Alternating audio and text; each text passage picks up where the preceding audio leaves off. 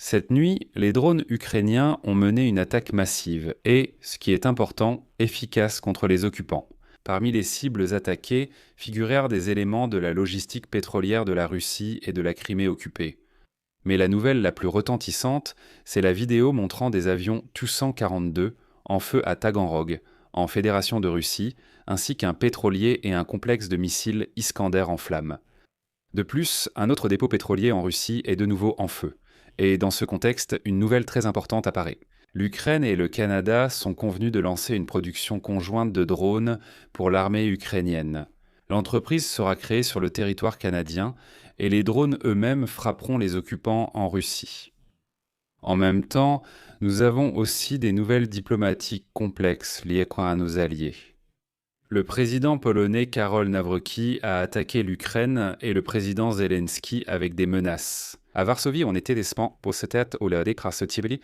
indigné qu'une des unités des forces d'opération spéciales des forces armées ukrainiennes ait reçu le nom des héros de l'armée insurrectionnelle ukrainienne. Dans cette édition, nous analyserons pourquoi ce conflit avec les Polonais est dangereux et comment il pourrait se terminer. Je suis Alexei Petchi, discutons de ces sujets. Mais avant de commencer, je vous demande de vous abonner à cette chaîne, de liker cette vidéo et d'écrire n'importe quel commentaire. De plus, abonnez-vous à ma chaîne Telegram Petchi News, le lien se trouve dans la description de cette vidéo. Alors commençons par les nouvelles concernant l'attaque contre la Russie. Dans la nuit du 30 mai, les forces de défense aérienne russes ont intercepté 127 drones ukrainiens de type avion au-dessus de 12 régions ainsi que de la Crimée occupée et de la mer d'Azov. Ce sont les Russes eux-mêmes qui le rapportent. Des drones ont attaqué une base pétrolière de transit appartenant à Yuzhnaya Neftianaya Kompania, située dans la zone industrielle d'Armavir, région de Krasnodar.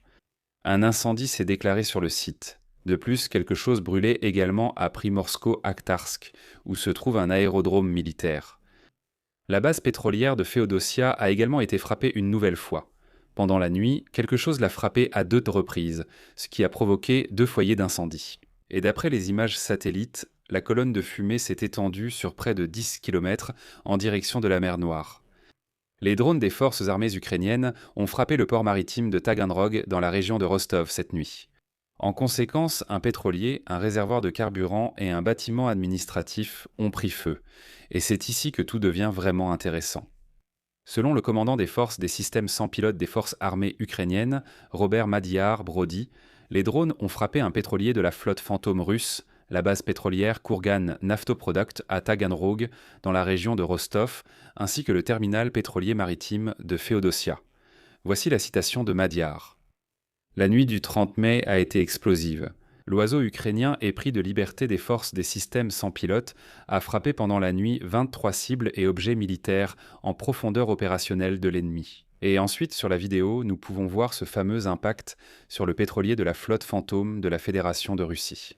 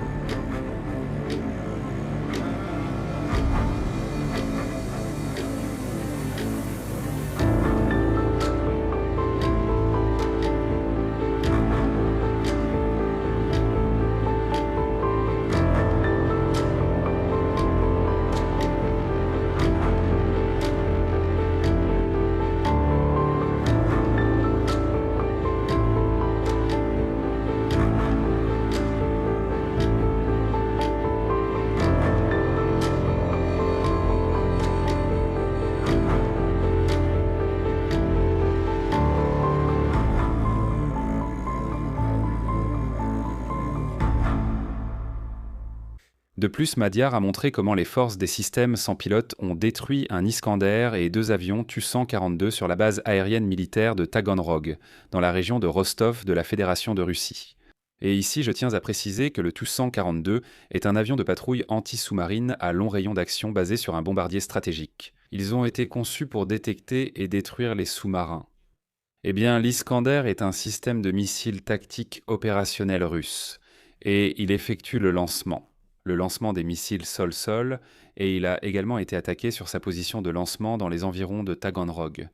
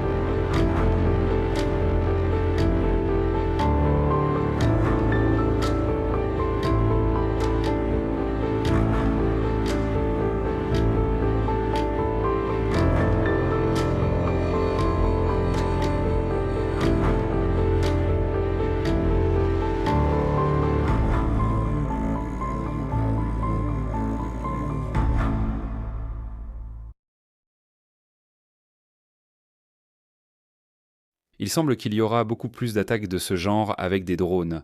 L'Ukraine et le Canada ont convenu de lancer une production conjointe de drones pour l'armée ukrainienne. Dans le cadre de cet accord, une nouvelle entreprise sera créée et les drones fabriqués seront destinés spécifiquement aux forces de défense de l'Ukraine. Comme il est indiqué, ce projet sera mis en œuvre avec le soutien des gouvernements de l'Ukraine et du Canada.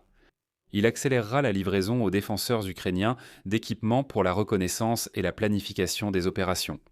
En même temps, ce projet est avantageux non seulement pour l'Ukraine, mais aussi pour le Canada.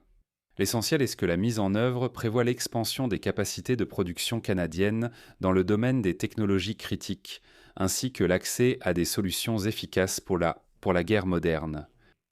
Mais malheureusement, cette nuit, des attaques ont également visé l'Ukraine de la part des Russes. Dans la nuit du 30 mai, la Russie a attaqué l'Ukraine avec un missile balistique Iskander-M, 6 missiles de croisière Kh-101 et 290 drones d'attaque.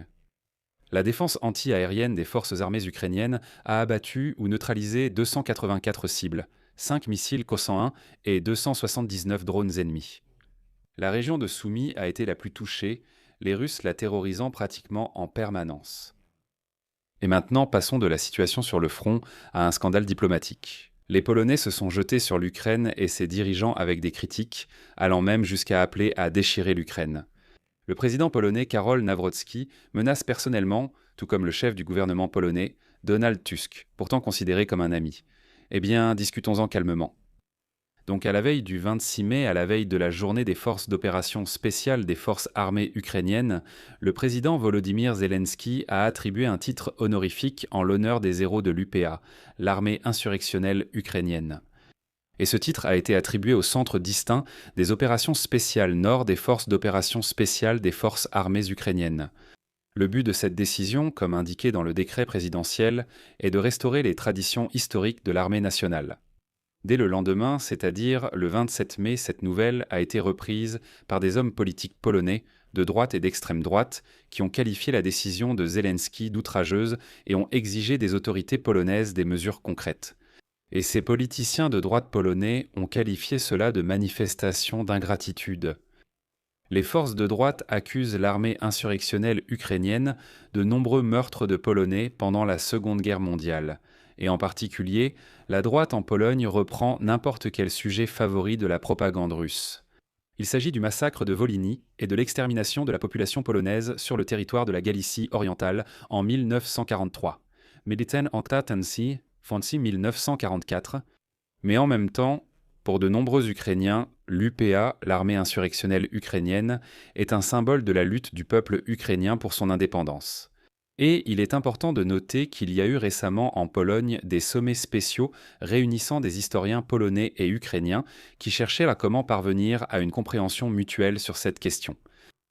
Le 3e jour après l'éclatement de tout ce scandale, le président polonais Karol Nawrocki a personnellement commenté la situation.